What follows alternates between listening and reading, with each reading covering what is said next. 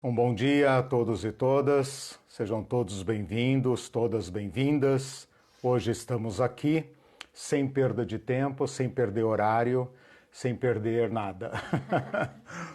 A Irene está aqui para interagir com a gente no chat, vocês já estão acostumados, sabem como funciona.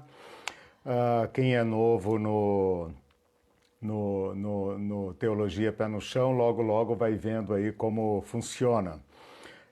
A gente vai expondo o conteúdo até um certo ponto, depois começamos a dialogar, comentar, responder as perguntas, de modo que a gente consiga fazer uma aula bem interativa, bem rica.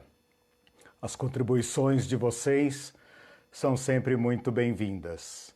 Bom, enquanto vocês vão entrando aí na sala, eu vou pedindo para que divulguem esta live, compartilhem nos seus contatos aí, nas suas páginas pessoais.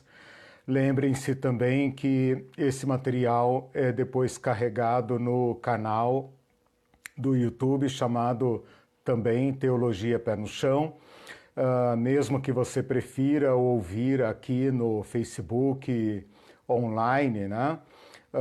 Em formato de live, lá no YouTube você talvez consiga rever as aulas e organizadas em playlists, cada curso uma playlist, então eu acredito que lá fique mais fácil para quem vai ouvir a aula ou assistir a aula depois. Por falar em ouvir, esse material também está todo disponível em podcast, no Anchor, no Spotify e outros aí que eles distribuem, outras plataformas. Bom, esse curso chama Jesus e a Política e o nome já é explícito, né? Não deixa dúvidas. Nós queremos estabelecer uma relação entre o Cristo do Evangelho, dos Evangelhos e o mundo real da vida. Se nós pensarmos que Jesus Cristo se fez carne, então isso não significa apenas que ele tem um corpo humano, mas significa que ele assumiu todas as dimensões da vida humana. Considerando que os cristãos do Brasil, nesses dias, estão oscilando em crise, uma crise dramática, assustadora, em que eles querem ou voltar para um período dourado, inocente, no passado, em que supostamente os cristãos não se envolviam com política, viviam como se fossem pessoas de outro mundo aqui, era exatamente assim que a gente pensava, e agora se tornaram verdadeiros cabos eleitorais dispostos a bater com o cabo, né, nos seus adversários. Nós precisamos de uma nova leitura, ao mesmo tempo uma antiga leitura dos evangelhos para compreendermos Jesus. Será que Jesus era alienado no sentido de não tocar nas questões mundanas da vida dos seus seguidores, das pessoas do seu próprio tempo? Se fosse assim, Jesus teria se retirado para uma comunidade no deserto, talvez como os essênios. Será que Jesus pregava uma solução militar armada, revolucionária? Se fosse assim, talvez Jesus tivesse formado um pequeno bando de arruaceiros, anarquistas, revolucionários e teria partido para cima de Jerusalém. Judas Iscariotes teria adorado. Bom, Jesus não fez nada disso, ele não se alienou, não fundou uma nova religião, né? Muito menos uma religião sectária, escatológica, alienígena. E também não incentivou o uso da violência, que seria apenas mais do mesmo. Nesse sentido, vivendo nesse mundo real em que nós vivemos, em que nós somos tentados a nos desligar do mundo, não quero mais saber de notícias, não quero ver nada, alienação, né? Fuga do mundo real, vai acabar numa paranoia. Em vez de ser metanoia, né, vai transformar a metanoia numa paranoia. vai viver num mundo paralelo, né? Ou então, para evitar que nos tornemos apenas militantes, sem nenhum tipo de transcendência e ainda fazendo uso da violência, eu acredito que essa leitura de Jesus possa nos ajudar, possa nos recolocar de modo novo, de modo extraordinário, de modo que contribua para a pacificação do nosso povo. Por isso que esse canal, essa página, sempre chama Pé no Chão. É com nossos pés bem fincados nesse chão que nós lemos o Evangelho, né? Se você ler o Evangelho lá no seu mosteiro, né? Não pense nos católicos apenas, nem nos monges, mas a sua igreja pode ser um mosteiro que te tira do mundo, você não compreenderá Jesus. E se você ler Jesus apenas como uma espécie de Che Guevara, você também não compreenderá Jesus. Então, bem-vindo ao curso Jesus e a Política. O que nós temos feito até agora, hoje é a aula 30, o que nós temos feito até agora é uma análise de 3 dimensões. Claro que essas dimensões são separadas apenas didaticamente, porque na vida real elas estão todas entretecidas e não há uma separação prática entre elas, apenas didática. O que nós temos feito até agora é uma análise da presença dos romanos no mundo de Jesus. Os romanos não estavam lá a passeio, não estavam lá fazendo turismo, pelo contrário, era uma brutal máquina de guerra que estava estacionada ali para manter aquele povo submisso por meio da violência, enquanto extraía deles toda a sua produção, né? Obrigava esse povo a produzir a mais e sugava toda essa riqueza para nutrir o império e enfraquecer aquelas populações. Junto com isso, nós estudamos a participação da elite judaica, e esse é um comportamento mais ou menos padrão em política. O império sempre vai cooptar a elite local para facilitar o seu serviço. Por que é que a elite local coopera com isso? Porque ela demanda privilégios. E se privilégios forem dados a essa elite, ela está disposta a vender o seu povo. Sempre foi assim. O que você vê agora na nossa elite econômica, política, etc., não é mera coincidência. Precisa ter olhos para ver isso. Na terceira dimensão, nós observamos como a população reage a esse estado de coisas. A população, às vezes, reage nutrindo a sua própria dominação. E, às vezes, essa população reage alienando-se. Grande parte dos crentes está aí, nessa alienação. Outra parte das pessoas pensa o seguinte: para lidar com violência, tem que praticar violência. E então você tem aí as guerrilhas, os grupos armados, os grupos que defendem o uso da violência, seja a favor do Estado, seja contra o Estado. E na quarta parte, nós estamos então fazendo todo um esforço intelectual, espiritual, para compreender Jesus dentro desse estado de coisas.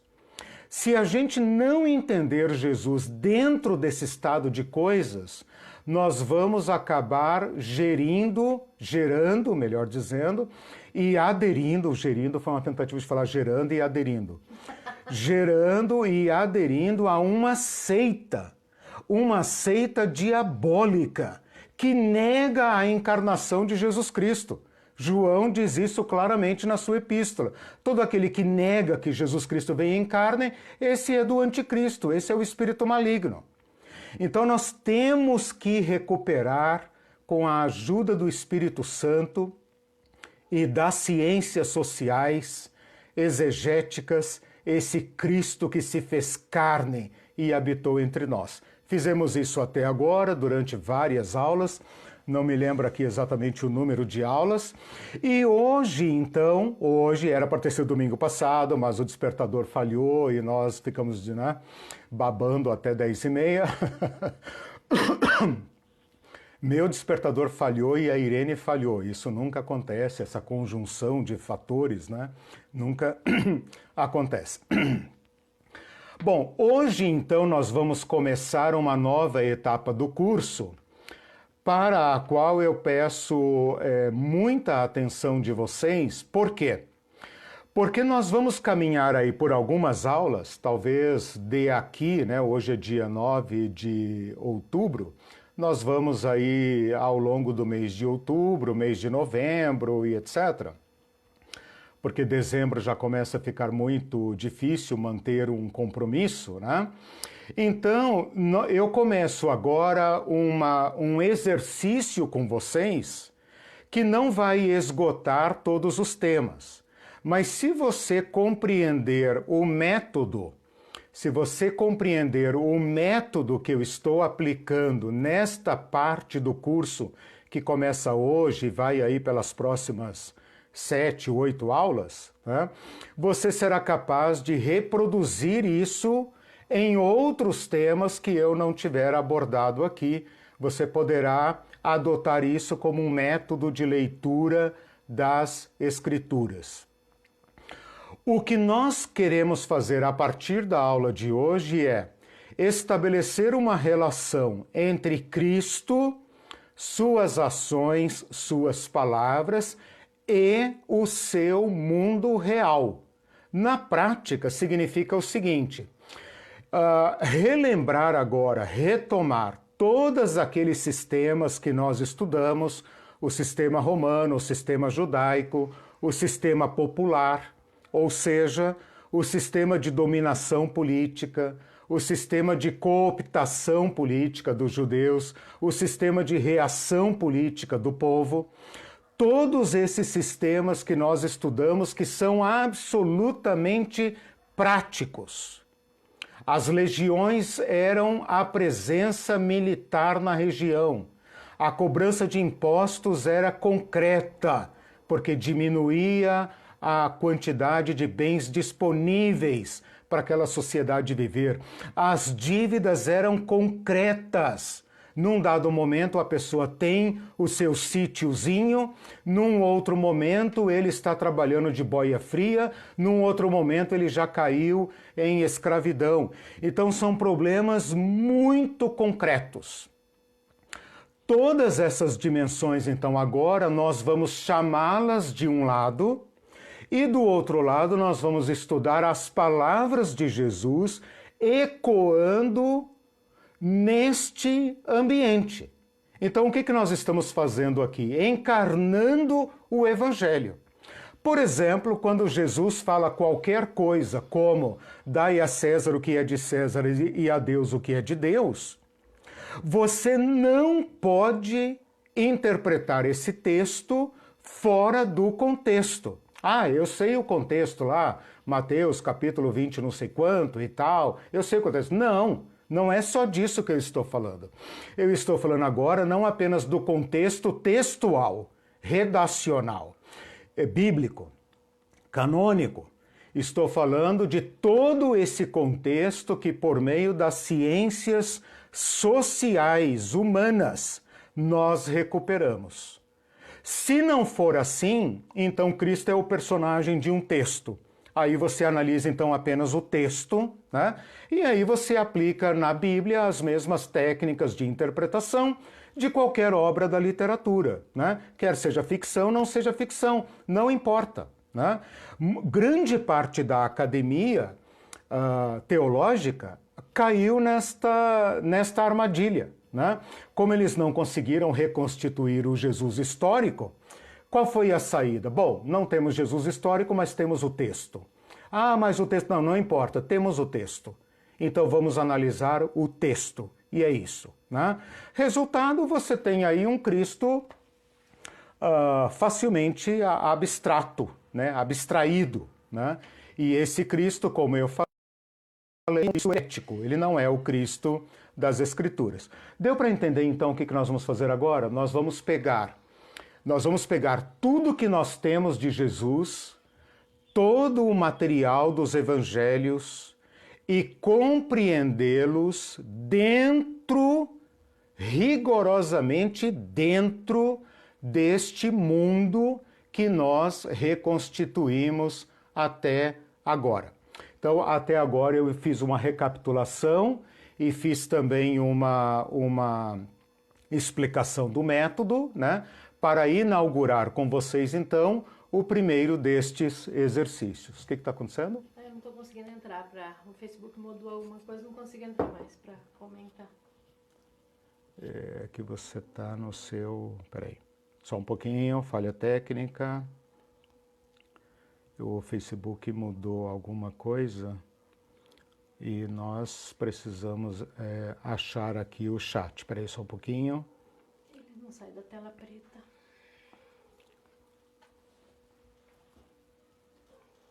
Então tá na tela preta. Mas você não pode comentar aqui? Muito mal. Tá, tudo bem. Tenta usar lá então o tá. F7 que atualiza? F5. Tá, tudo bem. Então a Irene, o Facebook fez uma diferença aqui, uma alteração no modo de administrar páginas e essa é a nossa primeira experiência. Então vocês vão se virando aí enquanto a tia chega. Bom, gente, eu acho que ficou claro, não sei se você consegue ler pelo menos o comentário dele, se entenderam o método.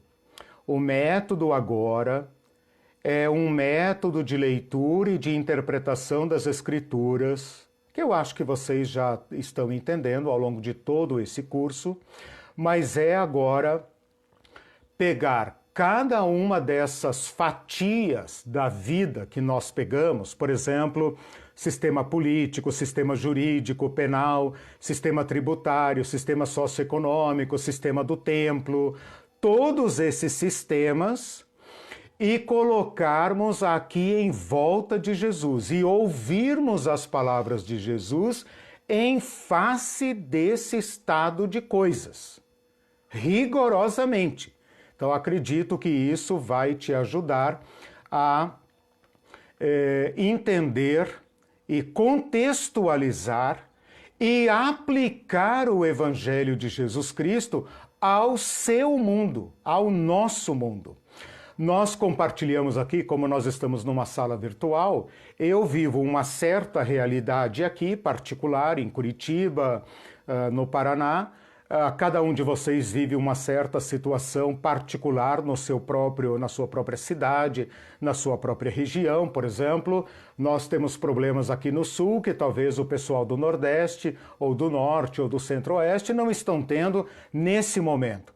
Mas, num outro sentido, nós compartilhamos problemas gerais. Por exemplo, o Brasil está enfrentando desafios comuns. Não importa se você mora no Amapá ou no Rio Grande do Sul. Nós estamos vivendo um drama que nos toca a todos os brasileiros. Num outro sentido, mais amplo, nós compartilhamos uma série de problemas por sermos latino-americanos ou por estarmos no hemisfério sul, né?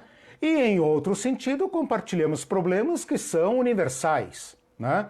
Os problemas das guerras, as crises econômicas, os conflitos, os perigos ambientais tocam a todos nós.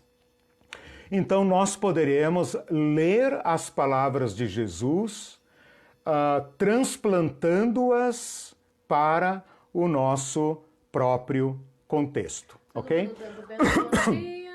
E a Rosana dizendo, obrigado, querido casal, Deus continue abençoando vocês para que continuem sendo voz profética, sal e luz em nossa terra. E mandou 100 Obrigado. Muito obrigada, Rosana. Legal, gente, vocês não têm ideia de como esse feedback nos abençoa, né?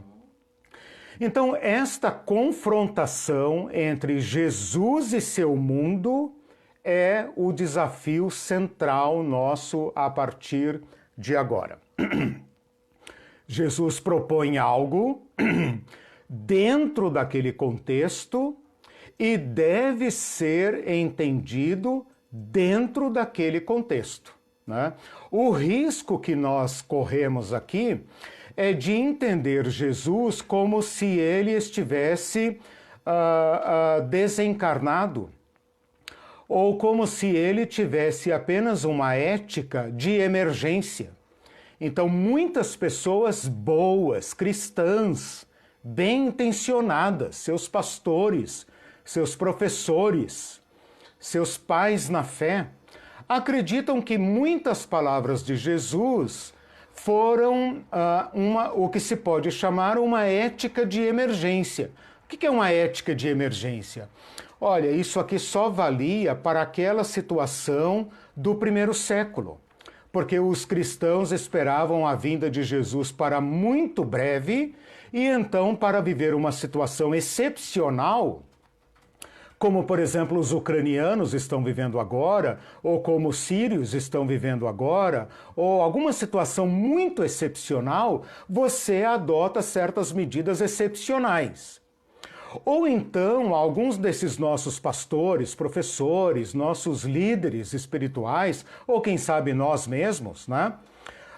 Pensamos que certas palavras de Jesus só se aplicavam, só faziam sentido no mundo antigo, naquele mundo agrário, naquele mundo pré-moderno, né? Hoje não. Nós vivemos numa sociedade muito complexa. E certas palavras de Jesus não fazem mais sentido. Ou então nós pensamos que essa palavra de Jesus só faz sentido na zona rural, porque Jesus vivia numa região rural. Então lá onde as pessoas pescam, caçam, plantam, colhem, lá nas agriculturas familiares da vida, né? Onde a vida é mais simples, se é que isso ainda existe, né? Ali se aplica. A minha hipótese e a tese que eu vou defender aqui é que as palavras de Jesus contêm uma ética que é toda abrangente, universal e tem mais, eterna. Porque o que Jesus propõe, segundo ele mesmo, é que é permanente. Os outros modos de se organizar que a humanidade criou é que fracassaram, estão fracassando e continuarão fracassando. Então, muito ao contrário do que a igreja entende, e isso é responsável por uma dicotomia gravíssima, que agora, nesse momento bolsonarístico do Brasil, veio a... Como é que fala isso em medicina? Estourou, né? Veio a furo, né? Uma gangrena, suporte. Uma infecção profunda que agora veio à luz, né? É causada por essa leitura deficiente, capenga, né, humano-diabólica das Escrituras. E quando eu digo diabólica, não fique assustado não, tá? Porque diabolos é aquilo que nos impede de chegar à verdade. É a palavra que atravessa. Nós tivemos uma aula aqui sobre isso, né? Diabolos, a palavra que atravessa, que cega, que corta, né? E vocês não tenham dúvidas de que todos nós que vemos obscuramente, não vemos claramente, segundo Paulo fala em 1 Coríntios, capítulo 13, né, versículos 12, por aí, ele fala, todos nós vemos obscuramente. Portanto, todos nós podemos ser obscurecidos, enganados, cegados. Não fiquem assustados com isso. É por isso que nós estamos aqui nos esforçando contra essa leitura capenga das Escrituras. Bom, falei demais, acho que já deu para entender. Vamos então agora para o primeiro exercício, tá? O que eu vou fazer aqui? Eu vou pegar a dimensão política, eu vou pegar o sistema político. Então, se você vai ter que lembrar, tudo bem, eu vou te ajudar. Você vai ter que lembrar lá das primeiras aulas, quando eu falei da presença do império, quando eu falei do rei Herodes, dos filhos do Herodes, e depois falei também dos procuradores romanos, e depois falei do sistema jurídico e tal. Mas especialmente nessa primeira aula, nas primeiras aulas, na verdade, eu reconstituí, né, toda essa dimensão política. Quando a gente fala em política aqui, nesse sentido estrito, né, não amplo, nesse sentido estrito, nós estamos querendo nos referir basicamente a isso. Se quiser até anotar, quando nós estamos falando da política de um povo, a política de uma sociedade, no caso, os judeus do século I na Palestina, nós estamos nos referindo à divisão dos poderes. Como o poder está distribuído. Veja que eu falei na primeira aula o seguinte: não existe pessoas sem poder. O poder não é uma substância ou sei lá o que está concentrado lá em Roma, ou lá em Jerusalém, ou com o imperador. Não. O poder é uma teia que envolve a todos nós. Todos nós somos poder. Quando a gente se refere à política, a gente está se referindo à concentração de poder nas mãos de uma instituição ou talvez também, inclusivamente, na mão de certas pessoas. Então vamos aplicar esse conceito na Palestina. Quando você olha a Palestina de Jesus, os poderes, quando eu falo poderes aqui, por favor, não pense no poder legislativo, executivo, judiciário, isso é ultramoderno. Estou falando o poder das pessoas, o poder das instituições, o poder religioso, o poder da tradição, o poder do sinédrio, as capacidades econômicas, sociais, tudo que governa uma sociedade, tanto no sentido concreto, material, como no sentido imaterial, né? Toda sociedade tem seus poderes. Esses poderes estavam concentrados nas autoridades romanas.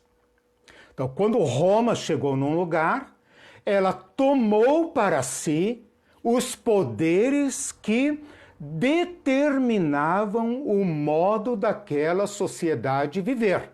Como que ela fez isso? Através de controlar ou controlando todos os mecanismos de poder daquela sociedade. Como? Estabelecendo leis, estabelecendo tribunais, estabelecendo pena de morte, estabelecendo impostos, estacionando ali as suas tropas, tomando terras, dividindo terras, matando pessoas, prendendo pessoas, expulsando pessoas, trazendo pessoas para viver na Palestina, mudando a divisão territorial daquele território, né? Estabelecendo ali novas autoridades, nomeando sacerdotes, depondo sacerdotes, controlando o movimento das pessoas, né? Então, esses poderes da sociedade foram concentrados nas mãos de Roma. Ora, o poder só pode ser concentrado por meio da violência. É parte inerente do poder a capacidade de executar violência e de impedir que a sociedade use a violência. Portanto, a concentração de poder é uma concentração também de violência. Isso é inequívoco, né? É um dado aqui de ciência política. Você só pode ter poder se você tiver o poder de punir. Se você não tiver o poder de punir, você não tem poder, né? Se o governo falar, olha, nessa rua só pode andar a 50 km por hora.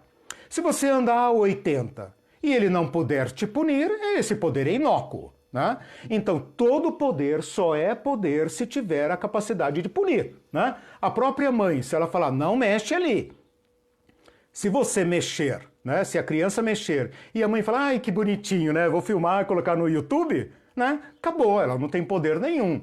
né? Mas se ela falar, ó, se você mexer aqui, não pode. Se você mexer aqui, a mamãe vai tirar o seu videogame, né? Pronto, a criança vai entender. A mamãe tem poder e ela tem poder de me punir, né? Então o poder é válido. É assim que funciona.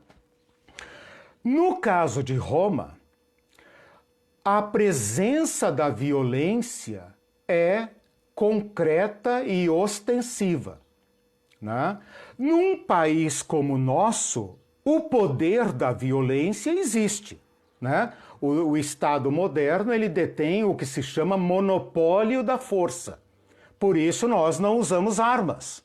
E por isso o Estado usa armas, né? Por quê? Porque supostamente nós abrimos mão da violência de um contra o outro, nós desistimos de matar uns aos outros e nós delegamos ao Estado esse poder. Então, quando nós temos... Armas, né? Hã? Se precisar, ele usa. O Estado usa, sim, por exemplo, um policial usa armas, né? Com todo o controle legal, etc., supostamente ele usa arma. Eu não posso usar, ele pode, né? Então é assim que funciona hoje a violência. Naquela época, como o poder imperial não era uma democracia, mas foi um poder que chegou lá, bateu na porta e falou assim, ó, ou vocês se aliam a nós, ou nós tomamos vocês de qualquer forma, esse poder só pode se impor mediante violência, ok? A nossa pergunta, então, agora é, como Jesus pôde viver, agir, pregar dentro deste mundo da política romana? Como nós devemos ouvir as palavras de Jesus dentro deste contexto que eu acabei de reconstituir e que você certamente acredita? Basta ver os filmes, ler os livros, você vai saber como funciona. O que eu estou pedindo agora é o seguinte: não leia a Bíblia lá no monte em oração. Não, irmão, pode ler, tudo bem. Não leia a Bíblia lá na igreja ao som de piano e tal, dizendo política é coisa do diabo, aqui na igreja é proibido falar de política. Não, irmão, tá, tudo bem, pode ler a Bíblia lá devocional, tá? Mas eu quero que você leia a Bíblia na rua. Eu quero que vocês leiam a Bíblia na rua, aonde vocês veem a realidade, os poderes que nos governam, que nos obrigam a ser como somos, que estão bonitinhos lá na Constituição, mas que a gente não os vê sendo praticados na rua. Então, esse é o desafio. Qual é o som das palavras de Jesus neste mundo real, não no mosteiro, que é um mundo artificial, né? Pode ver que as igrejas, tal, as catedrais, elas tentam imitar o céu, né? O Apocalipse. Não. Nós vamos ler a Bíblia aonde os nossos pés estão. Então a pergunta é essa: como as palavras de Jesus soaram aos olhos daquelas pessoas? Como aquelas pessoas pararam para ouvir aquelas palavras? Eu me lembrei aqui agora quando Moisés chegou no Egito, já com seus 80 anos, segundo os relatos de Êxodo, né? E foi falar com os judeus que estavam debaixo de dura opressão, escravidão pesada, né? Não era uma escravidão mascarada como essa romana, era escravidão na base do chicote mesmo. O povo de Israel ouviu por um pouco. Quando eles viram que as palavras de Moisés causavam mais opressão, eles falaram, cara, vão embora. Vocês estão apenas agravando nossos problemas.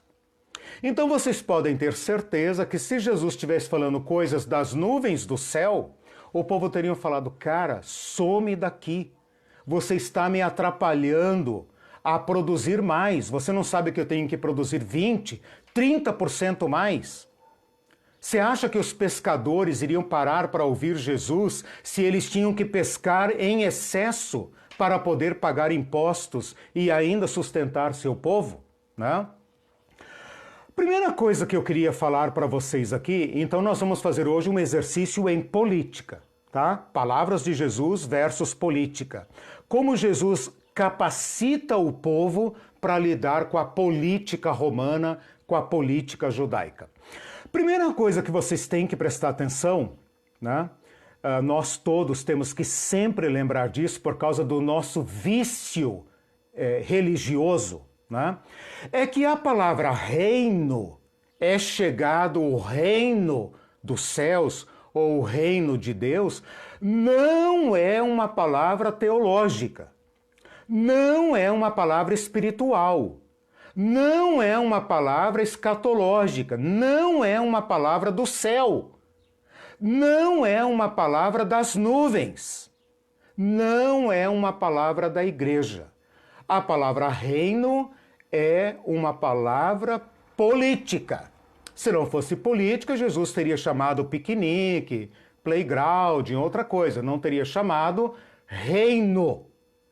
Então, se a gente se colocar no pé daqueles judeus do século I, reino é o de César. Reino é o de Herodes.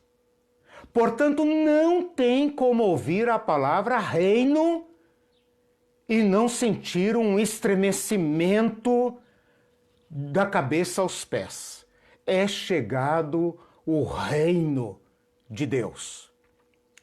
Não tem nada a ver com as nuvens. Não tem nada a ver com o céu azul. Não tem nada a ver com o mundo dos espíritos, das almas puras. Não tem absolutamente nada a ver a não ser com um reino.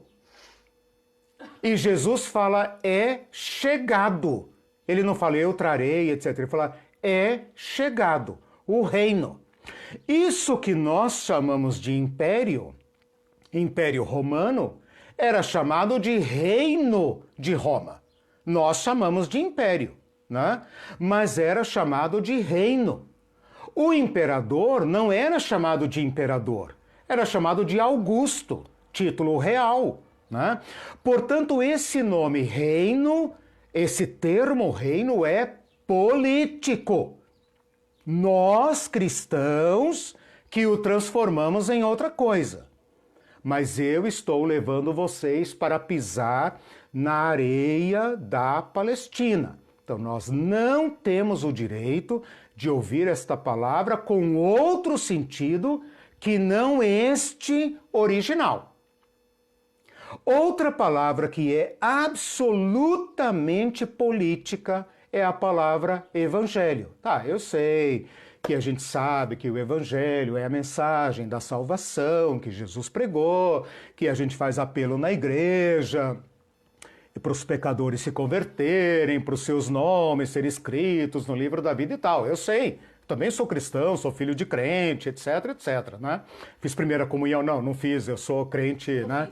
A Irene fez primeira comunhão, ela tá ligada, a Irene tá ligada diretamente à Igreja Única, né? Eu sou plebeu, mas eu tô ali também, eu cumpri tudo e tal, né? Escola Bíblica Dominical, né? etc. A Irene é esperta, ela tá, né? Um barco, um pé em cada canoa. Igual algumas pessoas hoje na política. Meus irmãos, quando Marcos escreve princípio do Evangelho de Jesus Cristo, esta palavra é política. Porque não foram os cristãos que inventaram a palavra evangelho. A palavra evangelho, depois anota aí para eu colocar a etimologia dela lá, é uma etimologia belíssima. Mas na época de Jesus, ela era reservada para as grandes notícias. Não para notícias no sentido assim, o evangelho significa boas novas. Boas novas, tem alguma novidade? O fulano caiu. Você ficou sabendo que o ator tal separou, não sei o quê. Não é disso que está falando. Está falando daquelas notícias que fazem estremecer o modo de viver. Na época de Jesus, o evangelho, o único evangelho que merecia o nome de evangelho era o Império Romano. O Império Romano, a criação do Império Romano, eu dei lá na primeira aula, cerca de 20 e poucos anos, 27, se não me engano, anos antes de Cristo, pelo Augusto César, foi saudado por todo o Império como sendo o Evangelion, aquilo que todos almejaram e jamais conseguiram, os deuses nos deram por meio do seu filho, César Augusto. A palavra evangelho é totalmente política. Ela tem um impacto político. Ela significa é chegado um novo reinar, uma nova ordem. O que vai acontecer com o Império Romano?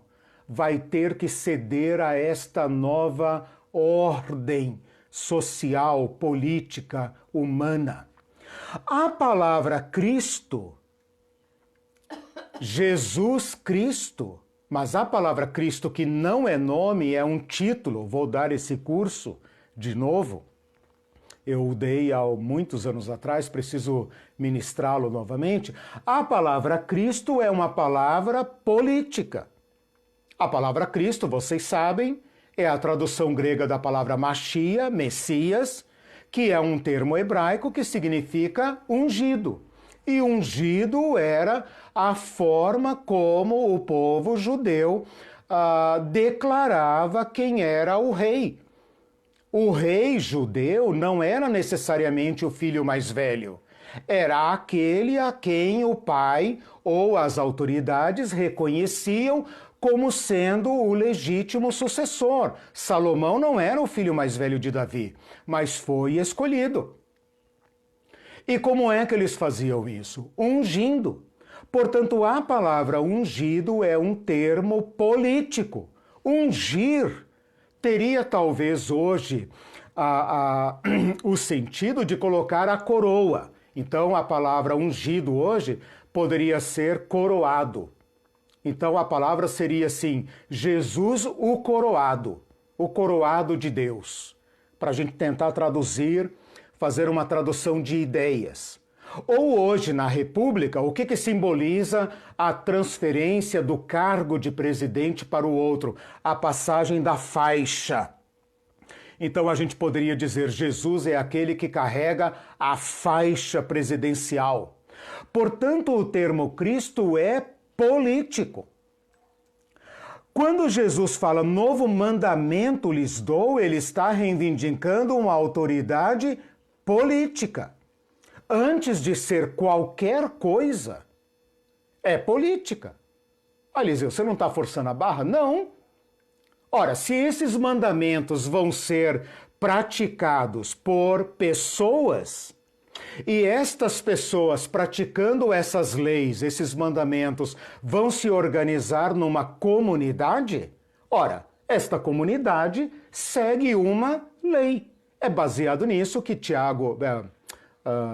Pedro e João dizem para as autoridades do Sinédrio: julguem vocês mesmos se eu devo obedecer antes a vocês do que a Deus. O que eles estão dizendo ali? Nós estamos sob nova autoridade, sob nova direção, né? Como se fala quando inaugura, né? A palavra, eu estou terminando, a palavra cruz é política. A cruz era, digamos, a cadeira elétrica ou a forca que o império usava para manter como violência máxima, manter os cidadãos e as cidadãs da Judéia submissos. Quando Jesus fala, tome a sua cruz e me siga, não é teologia, não é do outro mundo, não é uma figura de linguagem. Antes de ser tudo isso, é uma fala política. Política, obviamente, no sentido amplo que eu tratei no curso até agora. A palavra Senhor, que a gente fala, Jesus Cristo é o Senhor, Senhor Jesus, Senhor nosso Deus. Essa palavra Senhor, em português, é oca. Ela não tem sentido, ela é uma palavra, especialmente para nós brasileiros, latinos, a gente chama todo mundo de Senhor. É uma questão de respeito, né? Eu aqui, com os meus 50 e poucos anos, pode falar, né? 56 anos, já sou chamado de Senhor, a menos que eu o dispense. Aí eu falo, não precisa me chamar de senhor. Aí a pessoa relaxa e vai me tratar com familiaridade. Mas o primeiro tratamento que as pessoas se obrigam a dar a um homem da minha idade é senhor. Né? Esta palavra, no mundo de Jesus, significava o imperador. Ou pessoas que estavam encaixadas na estrutura de poder culminada pelo imperador. Quando Jesus fala meus servos, esta é uma palavra política, porque nós somos servos de César. Como você pode falar meus servos? Que poder, com que autoridade você faz estas coisas? Está no Evangelho. Então esse é o primeiro dado que a gente precisa colocar, que é resgatar o sentido autêntico e original dos termos, porque é assim que eles foram ouvidos. Não estou forçando a barra, você julgue, né? Você julgue. Não estou forçando a barra, não estou profanando o Evangelho, não estou mundanizando o Evangelho, não estou roubando o Evangelho do seu conteúdo teológico, obviamente, eu sou teólogo. Né?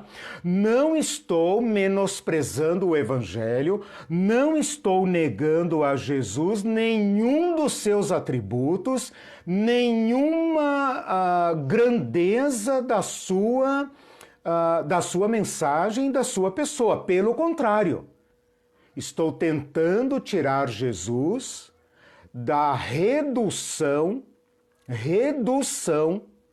nanismo, em que a nossa religião o prendeu e nos tornou cidadãos inócuos, né? Massa de manobra, idiotas úteis. O que eu estou fazendo aqui é usando as ciências sociais, história, sociologia, arqueologia, principalmente os textos, a exegese para reconstituir o mundo de Jesus. E agora permitir que as palavras de Jesus reverberem naquele mundo. Para quê? Para que as palavras de Jesus possam reverberar no nosso mundo. E quem sabe os cristãos voltem a colocar o pé no mundo da vida, né? E deixem de ser alienados e deixem de ser cabos eleitorais de projetos diabólicos, como esse que nós estamos enfrentando agora, né? E tendo que enfrentar nossos irmãos de fé, tendo que enfrentar aqueles que cultuaram conosco, oraram conosco, aqueles que nos evangelizaram. Estamos tendo que enfrentá-los para dizer não é o Evangelho de Jesus Cristo. Né? Quem sabe, né? O Espírito Santo vai abrindo os nossos olhos e iluminando. Dá uma parada aqui. Porque não é essa política que entrou na igreja, né? É a política partidária e a falta de discussão da política pura e simples, né? Dessa política que você está enfatizando, né? Eu escrevi um artigo que está num jornalzinho de Brasília, até talvez já esteja... tá aqui no meu WhatsApp. Vê se consegue abrir meu WhatsApp aqui, aí você já coloca lá. Eu nem li ainda, saiu agora de manhã. Que é mais ou menos essa ideia, né? Veja, eu estou trabalhando com um conceito clássico de política. Política como sendo a vida humana. Nesse sentido, tudo é política, né? O que a Irene falou aqui é a política partidária, que é uma dimensão da vida política. É uma dimensão moderna. Nós nos organizamos em partidos políticos, ok, né? E tem que estar filiado a um partido político para poder disputar qualquer cargo eletivo. Os cristãos foram mantidos fora da política, deixaram a política para os que estavam dispostos a vender a alma, né? E agora estão entrando na política pela porta dos fundos, fazendo arrepiar até quem não é cristão, né? Por isso essa leitura de Jesus aqui é tão importante. Aqui, vai descendo aí, vai aparecer Repórter Brasil, aí, Repórter Brasília, Repórter Brasília, copia o link aí e joga lá nos comentários. Não leiam agora, tá? É um resuminho do nosso curso com essa pegada aqui que eu estou colocando. Bom, mais alguma pergunta, mais algum comentário? Copiar, você clicou com copiar link, clica com o botão direito, copiar link. Aí, copiar aqui embaixo, aqui, isso, copiar link, põe lá. Mais alguma pergunta, mais algum comentário? Peraí, gente, só um pouquinho. Sim, eu não li os comentários. Tá, ok. Vou ler agora. O José Carlos diz assim, deixa eu tentar ler alto, porque eu estou aqui no computador, né, não consigo ler no celular. O José Carlos de Oliveira. O poder eclesiástico aqui na Paraíba, João Pessoa, pode usar a bandeira de Bolsonaro dentro das igrejas. Quem não se converter aos evangelhos deles então é reprimido pela igreja, e eu assustei com isso, pela polícia militar. Meus irmãos... De repente tem polícia militar na igreja Exato. que faz esse trabalho, né? Exato. Bom, já houve tiro dentro da igreja, né? Deixa eu já ler o houve resto, tiro, depois né? você comenta. Aí a gente tá falando de católico Sim. e tal, e a Regina Aline, que tá nos assistindo hoje, falou, eu também fui coroinha. Aí a Denise, eu sou cria da Escola Bíblica Dominical da Assembleia de Deus. Aí cada um está dizendo, e a Rosana, eu sou do EBD da Presbiteriana, de gerações de presbiterianos. Exato. Então cada um é de Exato. Vocês são testemunhas de que nós fomos privados da educação política. O brasileiro, de um modo geral, é isso que eu falo nesse meu artigo. O brasileiro, de um modo geral, cresceu, né, pelo menos a minha geração, da época da ditadura, né? Eu sou de 66, então sou da época da ditadura. Nós fomos criados para não discutir nem política, nem religião, nem futebol, né? Para aprender a política, eu tive que fazer uma autoeducação, eu tive que buscar formação política, né? E ainda luto contra a minha alienação. A minha alienação cívica e moral, né, que a gente aprendeu, educação moral e cívica, ou seja, política para inglês ver, como se diz, e a igreja fez a cereja do bolo, né? A igreja nos educou para outro mundo, né? Aqui vocês podem apanhar, ser desempregado, larga o mundo aí para eles, o mundo é dos ímpios, o mundo é dos ímpios, né? Deixa aí para eles, nós só queremos ganhar almas para Jesus e ir para o céu. Este povo alienado foi facilmente capturado pelos seus coronéis, né? E agora eles são vendidos e negociados a céu aberto, né? Então, crítica, né, a adesão dos cristãos ao bolsonarismo é a culminância desta doença chamada dualismo, alienação, né?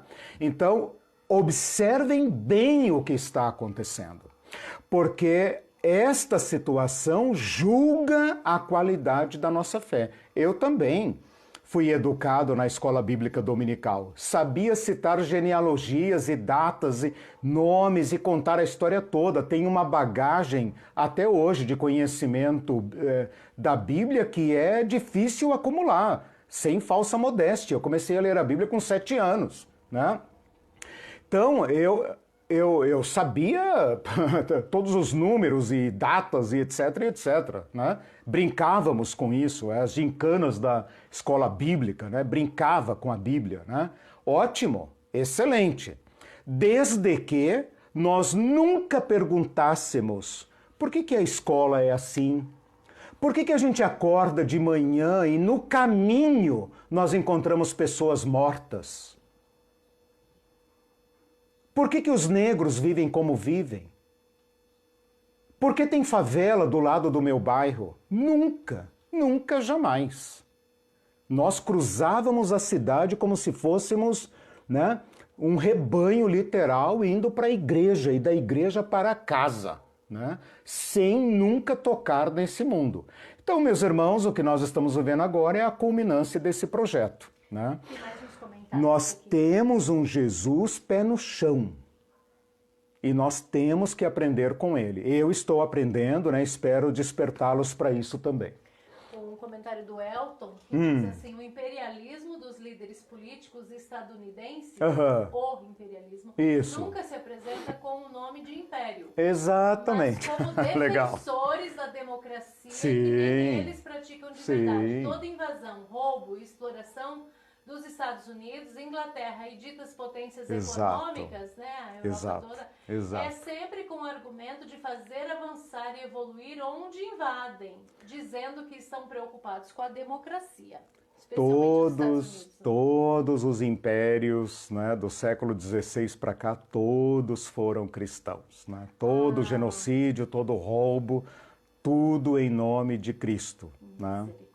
A Margarete Luna, que está hoje, legal, diz, magazinha. estou extasiada com essas palavras, tanto tempo para saber a verdade. Ah, se todo o povo pudesse ouvir e entender.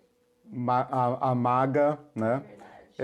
Nossa aluna de seminário. Que emoção, Margarete, poder... Aluna não, amiga. Que eu falei? Aluna. Não, aluna junto conosco, desculpe, às vezes eu perco o fio da meada aqui. Contemporânea nossa, né? Então, que alegria, Margarete, Douglas, né? Poder contribuir, né?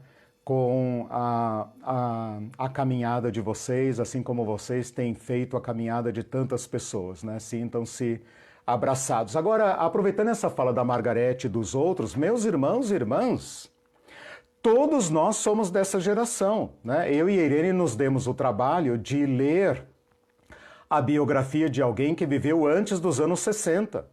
É impressionante como os cristãos pré-60 estavam caminhando para dar uma estupenda contribuição ao país, né?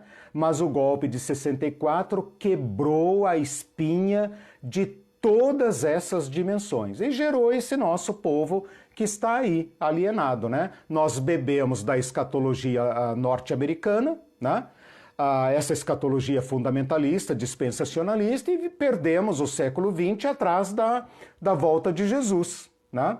Não é errado esperar a volta de Jesus, eu também espero, né?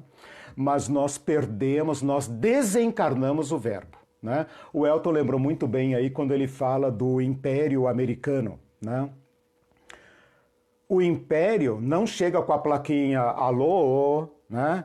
Eu sou o Império, estou chegando aqui para roubar suas riquezas, né? Ele nunca chega assim, né? Então, quem sabe essa leitura do Evangelho de uma terra ocupada toque a consciência, o coração do nosso povo brasileiro, a começar pelos cristãos, e eles olhem para a América Latina, olhem para as suas cidades, olhem para a situação do seu país, como Cristo olhou e teve compaixão, né? Não apenas para levá-las para o céu, Jesus não fez isso. Jesus deu pão de comer. Não apenas pão, obviamente, mas ele deu pão de comer, né? Ele tinha compaixão das pessoas, ele teve compaixão da mulher samaritana, tendo que buscar água no alto do sol, né?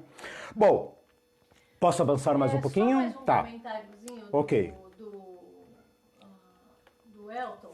Diz assim, os fascistas no Brasil sequestram o termo democracia e defendem na prática o caos e a violência explícita. Exatamente. Querem a lei do mais forte e do mais canalha, sem lei e sem respeito, e dizem que isso é democracia. Eles querem a anomalia, a falta de lei e de direitos. 50 milhões subscreveram isso no último domingo. Nossa, incrível. E ainda chamam isso de valores cristãos, né? É um sincretismo de chamar isso, quer dizer, a nossa falta de compreensão das Escrituras é tão grave que nós damos a isso o nome de valores cristãos, né? Propriedade privada, liberalismo econômico, meritocracia, né? Esse é o evangelho que a igreja está professando agora lá nas igrejas, né? E nós temos que ler o evangelho, né?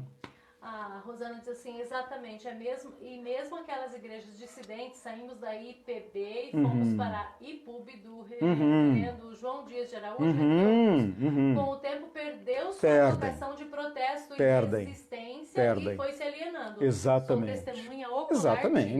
Exatamente. E aí, para terminar, a Margarete Lund está dizendo, repete a fala, adesão dos cristãos ao bolsonarismo. Vai ser difícil agora, hein, Margarete?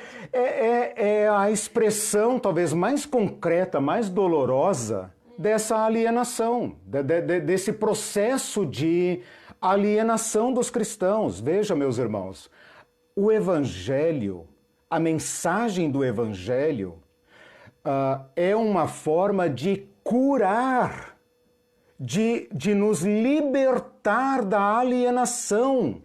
A alienação é fruto direto do pecado. Nós sabemos isso. Nós aprendemos isso na escola bíblica dominical. O pecado separa. 2 pontos. Separa de Deus, separa do próximo, separa de mim mesmo, separa da natureza, certo? Isso é escolinha. Escola bíblica dominical. O evangelho tem que ser a cura da alienação. Ora, se é a cura da alienação, então é a minha reconciliação com Deus, minha reconciliação com o meu próximo, minha reconciliação comigo mesmo e minha reconciliação com o mundo, com a natureza. Onde os cristãos perderam isso? Então, falta ligar os pontos. Nós aprendemos coisas certas, né? Falta o contrário da alienação, né? Vamos chamar de integridade, integração, né? Nós precisamos dessa integração. Esse império que está aí, né, que o Elton está se referindo e que a gente agora pode notar, ele está usando o evangelho da cura de Jesus Cristo para aprofundar nossa alienação. Olha o grau de malignidade disso. Usar a mensagem do evangelho misturada com um monte de ideologia anti-evangélica para aprofundar a um ponto que nós não nos encaixamos mais na sociedade. Eu sou produto direto desse sistema. Eu me sinto estrangeiro no Brasil. Eu não conheço minha cultura. Eu estou tendo que fazer uma ressocialização para me identificar com a minha cultura brasileira. Porque eu fui criado dentro de um redoma que se constitui numa cultura alienígena. Essa cultura poderia... alienígena. Essa cultura poderia extraterrena. Eu não sou deste mundo, claro que não é. Olha como você se veste. Olha como você se comporta, claro que você não é desse mundo. Fala, né? Esse é o problema. E o nosso Cristo foi chamado de comilão e beberrão. Nosso Cristo teve que ser traído para poder ser identificado, né? Veja se os nossos líderes evangélicos, nossos santos homens e mulheres de Deus, se confundem com a multidão a um ponto que você precisa um guia para dizer, lá está ele, lá está ela, né? Não. Né? Nós só vamos ao mundo pescar gente para trazer para o nosso aquário. Né? É só para isso, é só isso que nós fazemos. Meus irmãos, essa é a versão estadunidense de evangelho. Tá? Todos nós fomos criados nessa cultura e nós temos que rever isso. Nós temos que dar um evangelho brasileiro para o Brasil. Nós temos que dar um evangelho latino-americano para os nossos irmãos. Senão, nós somos colonizadores de um império que é anticristo, anticristão. Todo império é anticristão. Bom, vocês já entenderam a ideia, estou muito feliz com as reações. Meus irmãos, agora então é hora de nós pensarmos o que a palavra de Jesus significa quando ele fala é chegado o reino de Deus. Senhor, ensina-nos a orar. Vocês, quando orarem, orem assim: Pai nosso que está nos céus. Olha o choque disso, né? O Pai não é César e o reino não é Roma. Pai nosso que está nos céus, santificado seja o teu único nome. Não reconhecemos nenhum outro César, nenhum outro Senhor. Exclusivado seja o teu nome. A palavra santificado é separado, único é o teu nome. Venha o teu reino. Nós nos tornamos agentes da vinda do reino. Ora, meus irmãos, Jesus anunciou a chegada de um reino.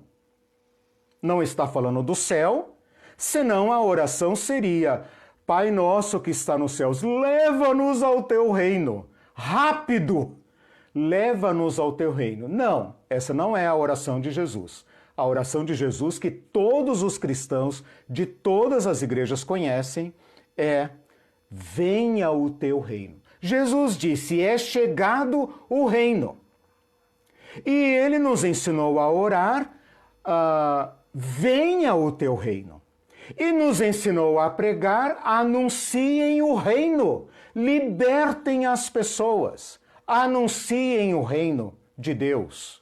Aos pobres é anunciado o evangelho, o evangelion.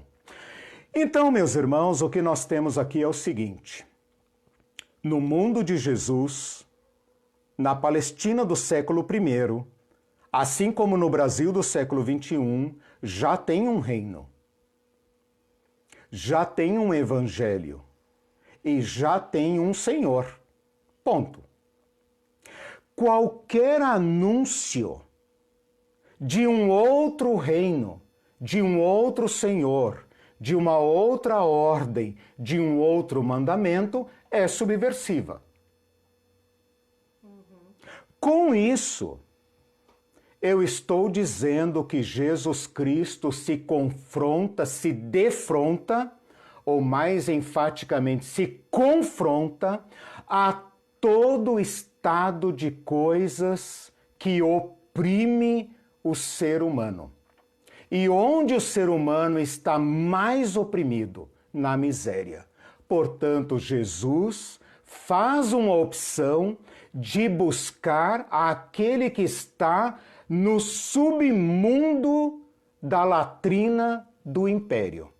Os pobres, as mulheres, as crianças, os doentes, os sem terra, os sem teto, os mendigos, os endemoniados, os loucos, os doentes, os inválidos. Porque o império não tem interesse nesse tipo de gente. Então Jesus fala: é chegado o reino dos céus. E agora eu vou lhes dizer quem é cidadão no reino dos céus. Bem-aventurado vocês pobres. Bem-aventurado vocês que choram. Bem-aventurados vocês que têm fome. Bem-aventurados vocês que clamam. Bem-aventurados vocês que são perseguidos por causa da justiça. Não é cristofobia. É lutar por justiça. Não é ideologizar a justiça, é lutar por justiça. Não me venha com esse papo de cristofobia. Faça o bem, afronte o império, o evangelho do império, e você vai ver a violência que ele tem para te enfrentar. Bom, se o mundo de Jesus já tinha um evangelho imperial, qual evangelho? César cuida de nós. César é a ecumene. César é o império.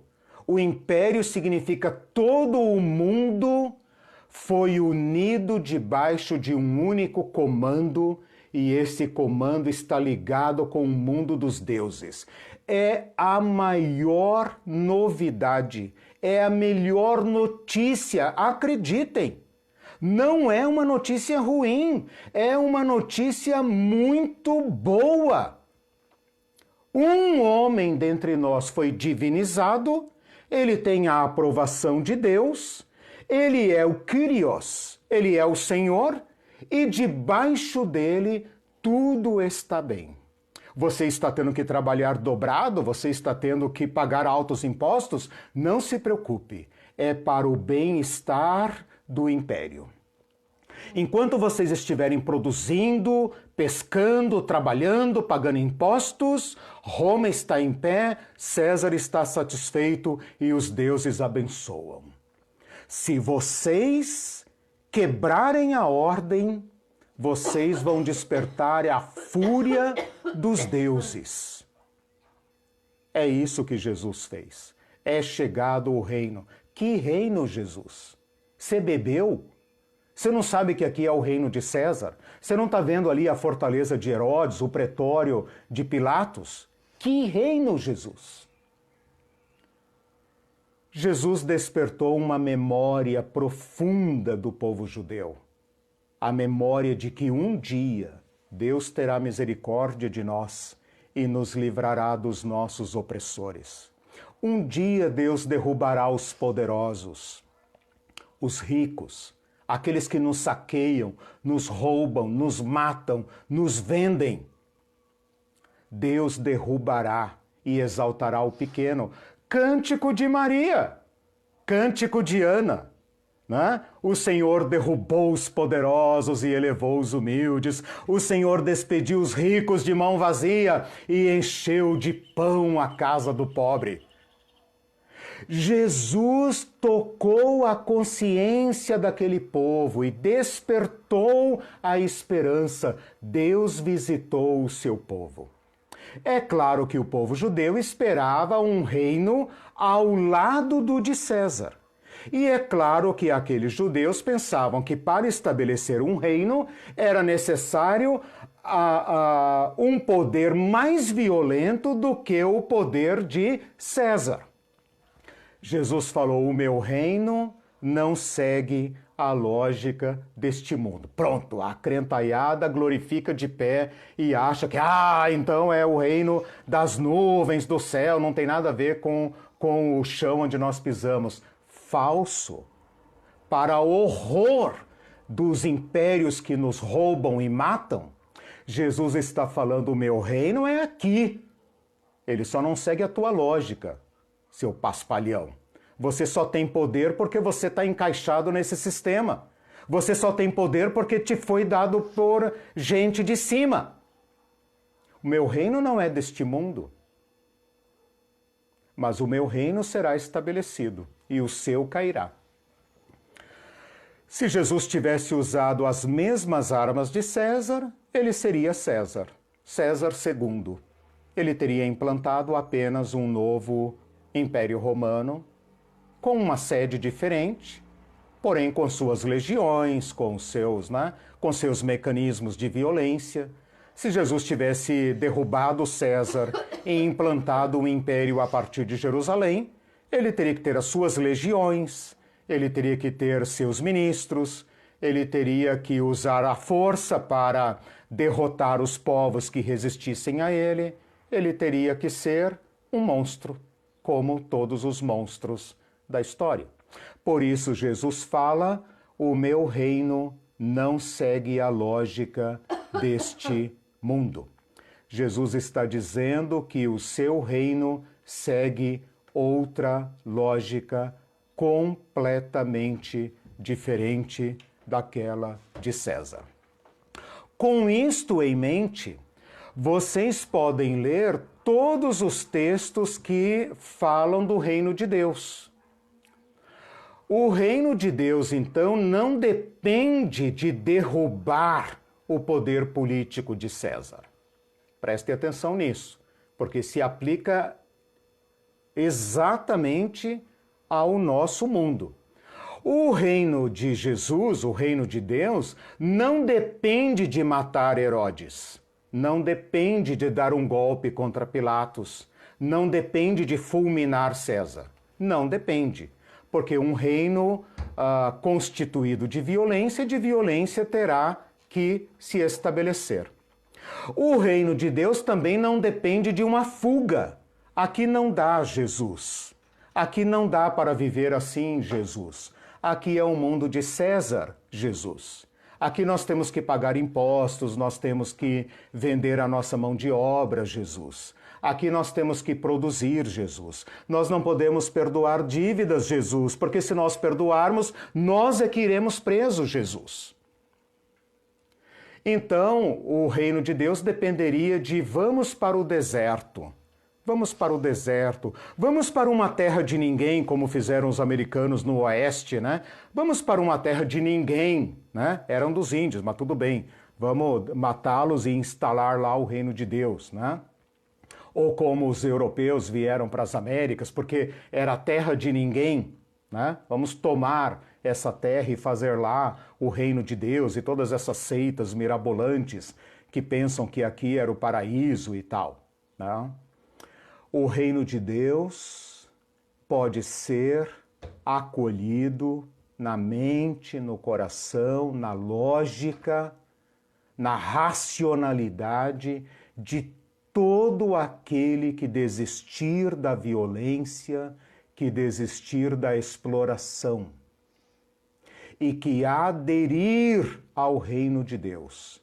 E dentro do reino de César, César que se prostrou a Satã e recebeu dele todos os reinos do mundo. E parece que ninguém pode resistir a esta lógica imperial. De dentro desta lógica, nós podemos seguir o Cristo, tendo compaixão, repartindo, amando, obedecendo o Cristo. Eu não sei se dá para entender que Jesus institui uma ordem no ser humano onde César não alcança e por isso tem que usar a violência. Jesus instaura uma nova ordem aqui dentro e uma vez liberto aqui dentro, ninguém mais pode conter.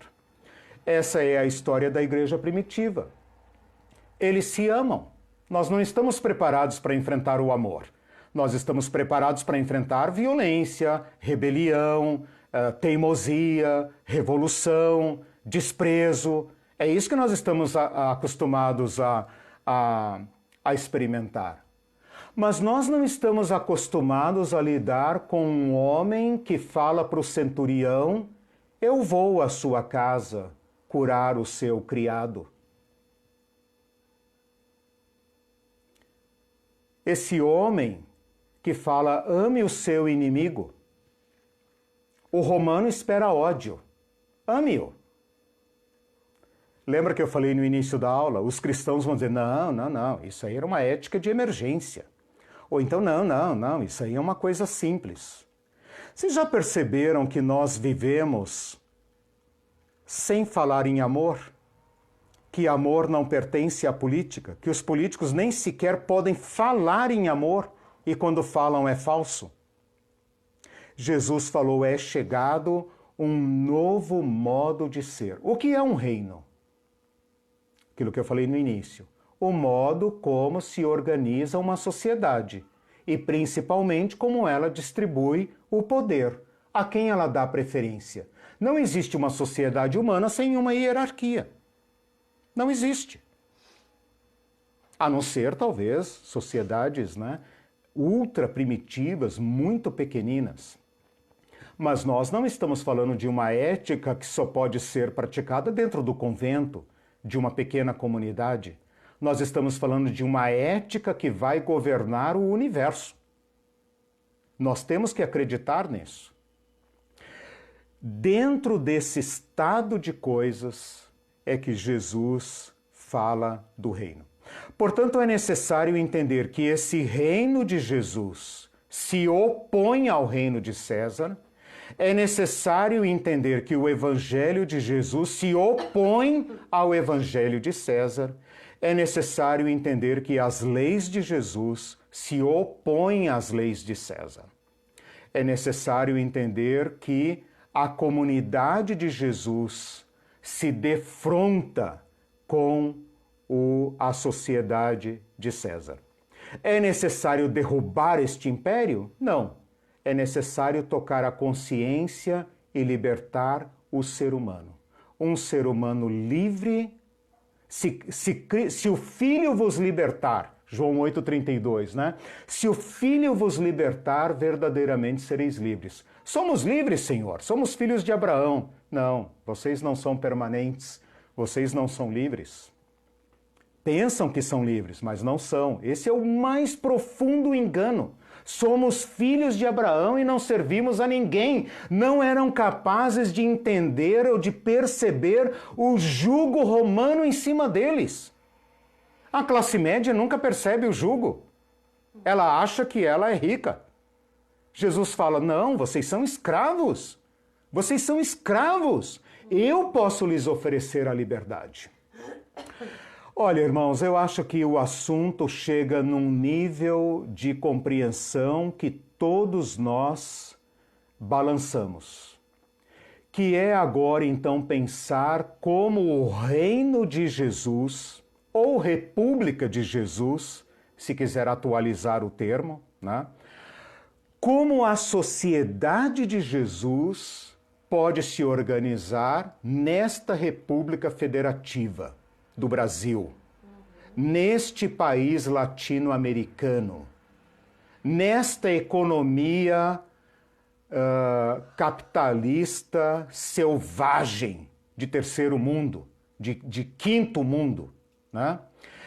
Como o Evangelho pode seguir Jesus, pode ser anunciado contra o Evangelho do Império? É necessário que o Espírito Santo abra os nossos olhos para que nós vejamos quem é o Império Romano hoje. Quem é que determina o modo como o Brasil deve se organizar? Quem é esse império? Ah, é o país lá do norte? Não.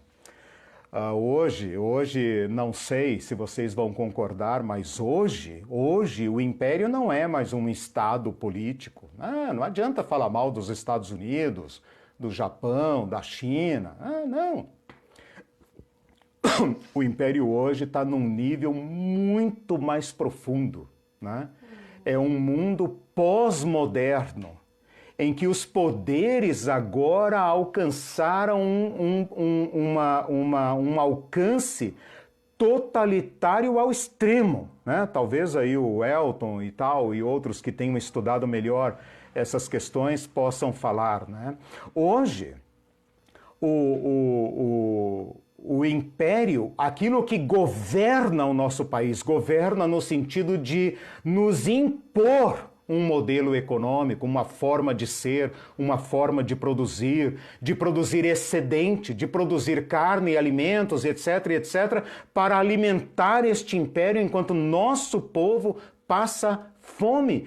Como o Cristo do Evangelho poderia ver isto e não sentir compaixão? Como os cristãos podem ver estas coisas e pensar no céu? Eles não veem. Não veem. Eles defendem, eles elogiam que a exportação... Sim, a balança comercial, a bolsa... melhorou, os níveis econômicos estão excelentes. Exatamente. E não reconhecem a fila do osso. Não reconhecem, não veem. E culpam o pobre por sua própria pobreza. Isso não é evangelho, tá? Isso é capitalismo.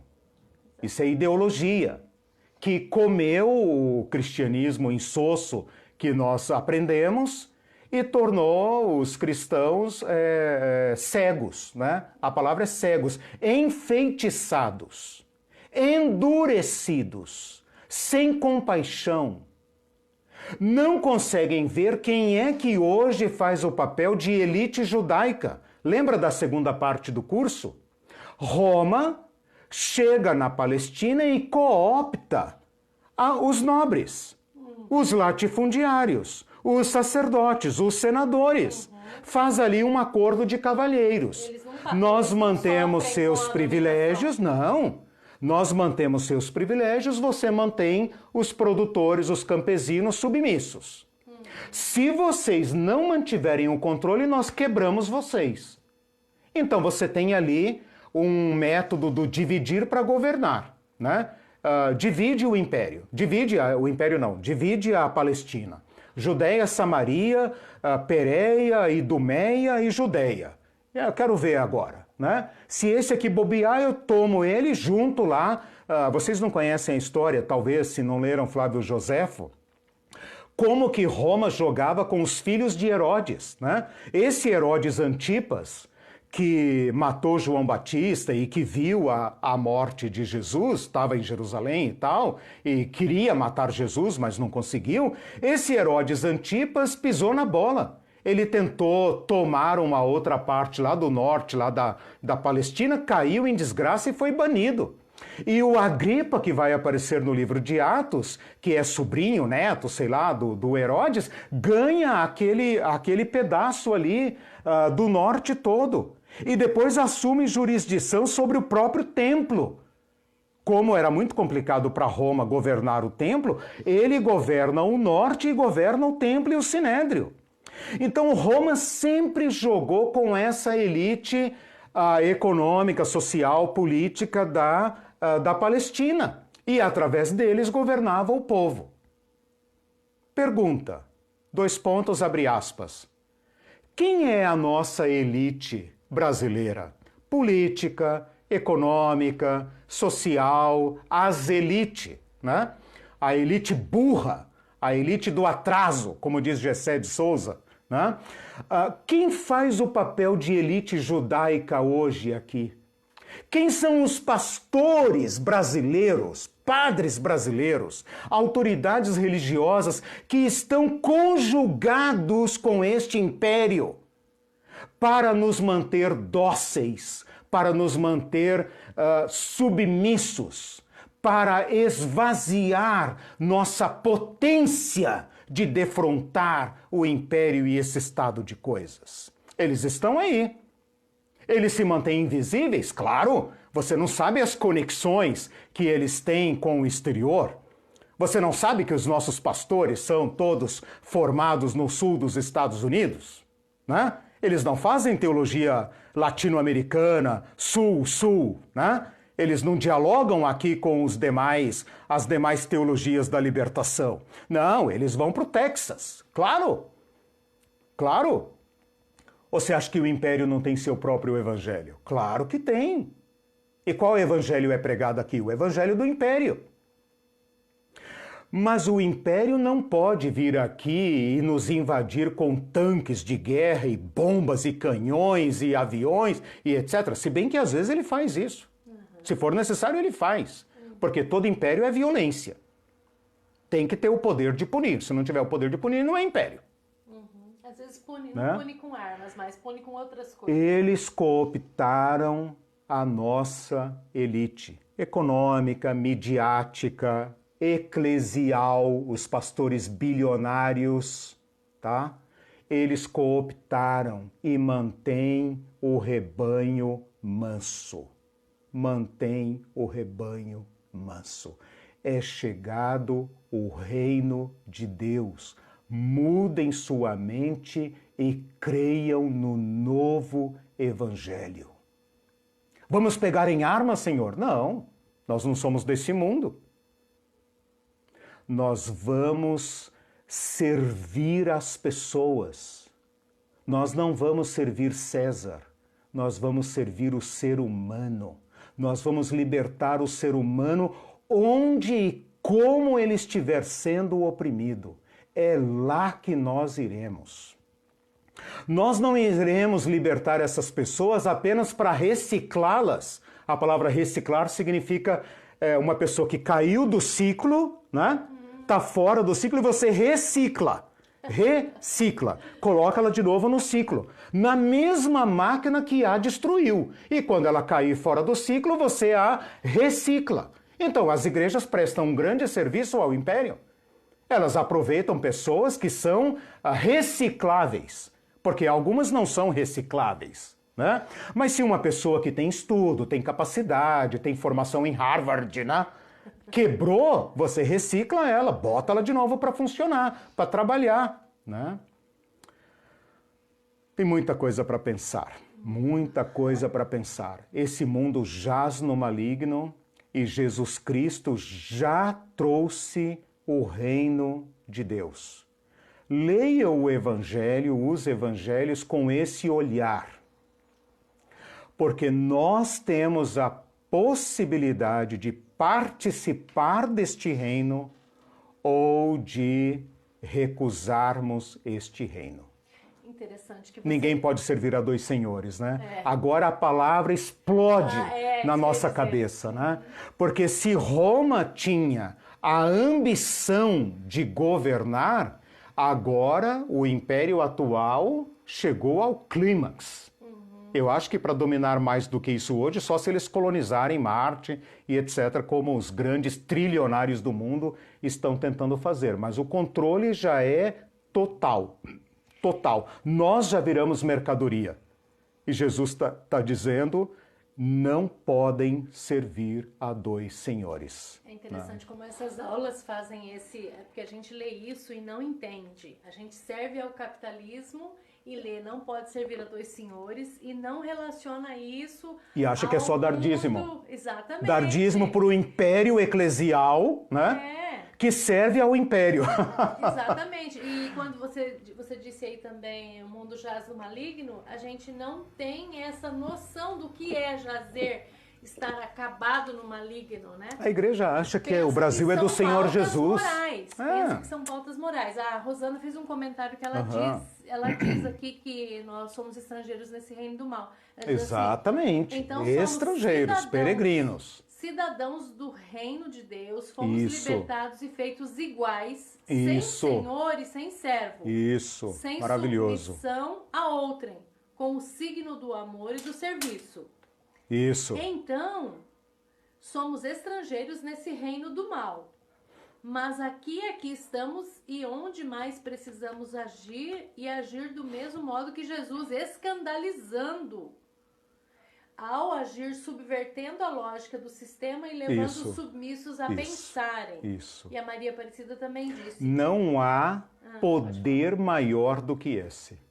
Não há poder maior do que a libertação de Jesus. Porque uma pessoa liberta, que foi libertado por seu Criador, não pode mais ser dominada. Sim.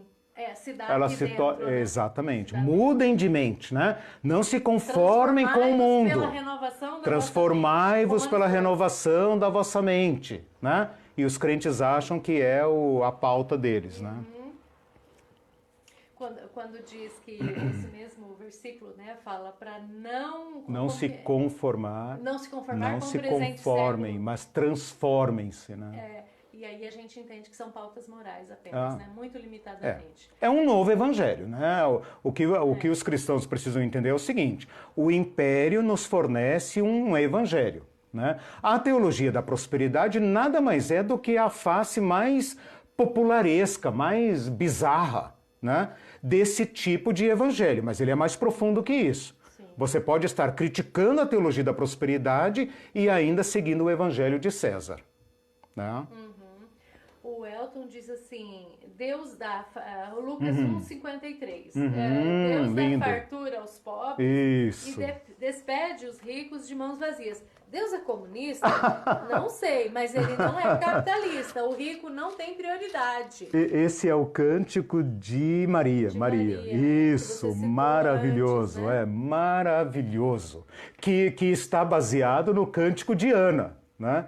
Que foi a mãe do cara que não queria o estabelecimento do reino, né? Então, olha a lógica anti-imperial que os judeus conservaram. E da qual Jesus é a expressão máxima, né?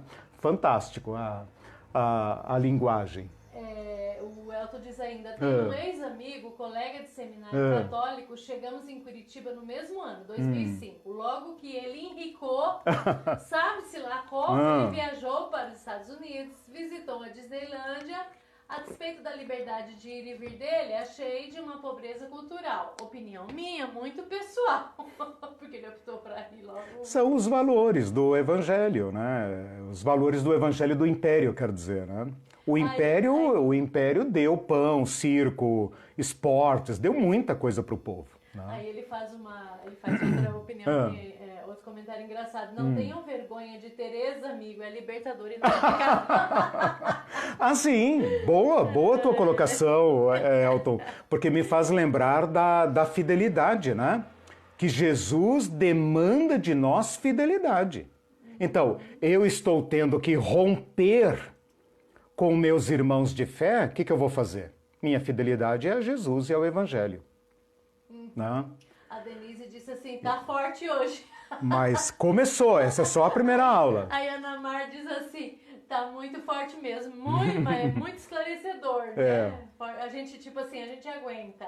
E o Sérgio Hugo, quando é tóxico, tem mais é que ser ex mesmo. Isso, o que a gente vai fazer? Veja, o apóstolo Paulo nos dá um princípio, né? No que depender de vós, tenham paz com todos. Nós somos mensageiros da paz, nós somos mensageiros de uma nova ordem, que é o reino de Deus, que é a república de Deus. Eu não gosto muito Desculpa, não é que eu não gosto da palavra reino, é que a palavra reino hoje ela tem uma defasagem, né? Então tem algumas aulas minhas aí na internet, no canal, em que eu estou falando sobre reino de Deus, até acho que no ano que vem vou dar um curso sobre isso. A palavra reino, ela tem uma defasagem, a gente não convive com reino, né? Se eu disser república de Deus, talvez a gente entenda melhor, né? Mas num âmbito menor ainda, que é a característica das sociedades originais, né? Pequenas sociedades, nós podemos chamar o reino de Deus de sociedade de Deus, povo de Deus, eclésia de Deus. Aí entra a igreja. O que é a igreja senão uma comunidade de Deus, onde as relações foram profundamente alteradas, onde os senhores começaram a se sentar à mesa com seus escravos, chamando-os de irmãos, aonde homens e mulheres podiam orar juntos na mesma sala. Este é o reino de Deus, porque ali se praticam novas relações sociais, econômicas, culturais, de gênero, políticas, né? Eles elegem diáconos. De onde que eles tiraram essa coisa de eleger diáconos? Eleição não fazia parte da cultura, né? Elegem o sucessor de Judas. É eleição, né? Agora, como disse ali, acho que foi a Rosana, né? De uma igreja que ela entrou e tal, tudo isso tende a perder-se. Por isso a nossa reflexão aqui, né? Uma igreja pode começar altamente comunitarista. Dali uma geração, ela está já toda engessada, né? Nós estamos vivendo aqui, né? O Elton está aí, outros estão. Nós estamos vivendo uma experiência aqui na nossa igreja libertária, né? De sermos uma comunidade completamente horizontal. Mas nós não ignoramos os riscos que nós corremos, né? De por medo ou por, sei lá, riscos, né? Assumirmos uma forma mais rígida, mais autodefensiva e seguirmos o caminho de todas as instituições. Nós não ignoramos isso, né? Mas nós faremos de tudo para preservar esta organicidade, né? Esta libertação das pessoas, né? E é um grande aprendizado, né? Por isso Jesus anuncia o reino dizendo: convertam-se, arrependam-se. Por quê? Porque exige uma mudança de mente. O império é altamente sedutor. Se você não for uma pessoa inválida para ele, se você tiver alguma capacidade de produção, é altamente sedutor. Se você agora, por exemplo, né, não no Império Romano, mas agora, se você for uma pessoa capaz de produzir, de dar lucro, o império te leva às alturas, não tenha dúvida disso, né? O problema é que lá na outra ponta ele está moendo e destruindo pessoas. Bom, gente, vou ter que terminar aqui porque já estourei todos os limites, né? Na próxima aula vou aplicar esse método a uma outra a um outro sistema. Mas se vocês entenderam a lógica, vocês então sabem que podem aplicar as palavras de Jesus a qualquer dimensão da vida. Então, quando estiver lendo o Evangelho, fala, tá, peraí, mas o que Jesus quis dizer com isso aqui para aquele povo lá? E como eu posso aplicar esta palavra de Jesus agora? Como eu posso viver agora? Né? Será que isso aqui é do interesse de Jesus? Ou Jesus está interessado só na alma e na vida eterna? Ou será que Jesus está preocupado com o pão da viúva pobre, com a população de rua, com a pessoa sem terra? Será que Jesus se preocupa com sem terra? Ou se preocupa com propriedade privada, com latifúndio? São perguntas profundamente evangélicas. Evangélica do reino de Deus. Né? Temos que terminar, você tinha saído, eu já estava encerrando aqui. Só o último comentário aqui do Carlos, Carlos Pereira, que diz assim, fiquei muito triste hoje de manhã, estou trabalhando e ouvi um cidadão falar para outro, se quiser comer carne, é só trabalhar. Exatamente. Evangelho do Império. Evangelho de César. Né? Aí a Rosana Evangelho de conclui César. assim, ou seja, o Império... Cadê, meu Deus? Sumiu tudo aqui. Ou seja, o Império é como uma doença virulenta que contamina tudo que toca. Tudo, exatamente. Todo império tem que ser totalitarista. Ele tem que ser. Por isso ele engole a igreja ou mata a igreja. No nosso caso, ele engoliu a igreja, fez da igreja sua aliada. E é aí que nós estamos batendo. Gente, meus irmãos e irmãs, uma boa semana para vocês. Não teremos aula na sexta-feira ainda, tá? Por favor, até domingo. Tchau para vocês. Tchau, gente. Beijo.